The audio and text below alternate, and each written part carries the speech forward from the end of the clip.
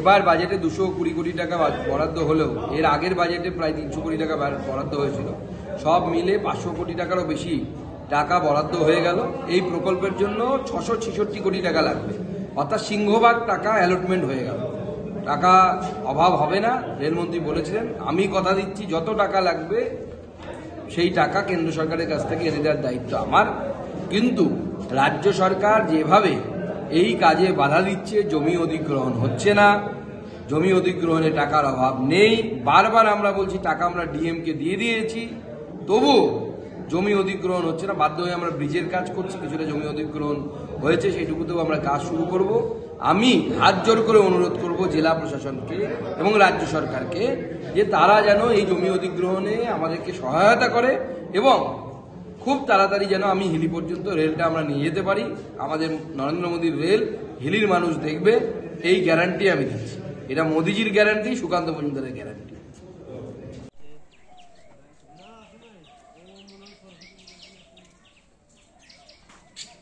আর এখান দিয়ে যে বাড়ি একটা রাস্তা আছে, ওখানে হলুদ রঙ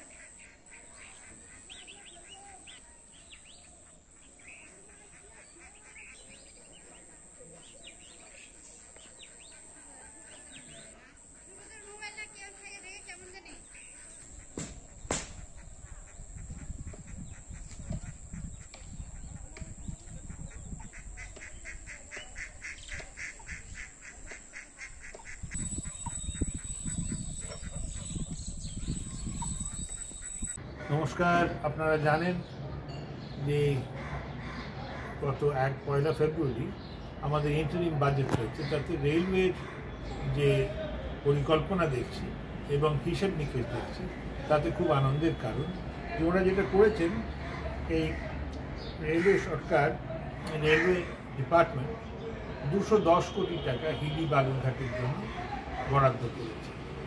আর তাই শুধু নয়, দেখছি পরিশোধিত অনুমান অর্থাৎ রিভাইজড এস্টিমেট অনুযায়ী ওরা 310 কোটি টাকা এই বছর, যেটা 31শে মার্চ শেষ হচ্ছে, সেটার জন্য খরচা করছেন। তার মানে 310 আর 210, তার মানে 520 হয়ে গেল।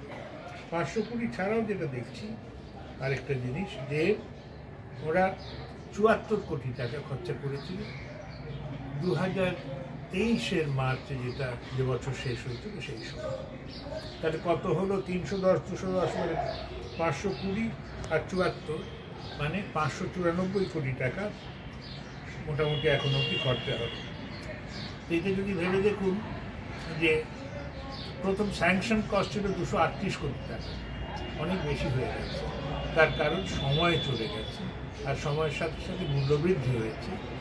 আমি রেল মন্ত্রীকে, আমাদের প্রধানমন্ত্রী নরেন্দ্র মোদীকে ধন্যবাদ জানাই যে হিলি বালুরঘাটের এই 29 কিলোমিটার রাস্তা, ব্রিজগুলি, এগুলোর গঠন চালু হয়ে গেছে। আমি রেল মন্ত্রককে শুধু না, আমাদের রাজ্য শাসনকে, রাজ্য প্রশাসনকে বলবো যে সবভাবে এদের সঙ্গে সহযোগিতা করুন। কিন্তু দেখতে পাচ্ছেন তো, যেটা স্যাংশন কস্ট অনেক কম ছিল 238 কোটি টাকা, সেখানে 500 কোটি টাকার ওপর লেগে যাচ্ছে। যত সময় যাবে তত খরচ বাড়বে। সুতরাং time is of the essence. আপনারা যত শীঘ্র সম্ভব এই হিলি বালুরঘাট, যেটা আমাদের দক্ষিণ দিনাজপুর এবং বিশেষত বালুরঘাট হিলি অঞ্চল, এমনকি বাংলাদেশ থেকে যারা আসে চিকিৎসার জন্য, অন্য কারণে যারা ট্যুরিস্ট, তাদের পক্ষে খুব গুরুত্বপূর্ণ, সেটাকে যত তাড়াতাড়ি সম্ভব সমাপ্ত করি। ধন্যবাদ। পাঠানো দিতে হবে।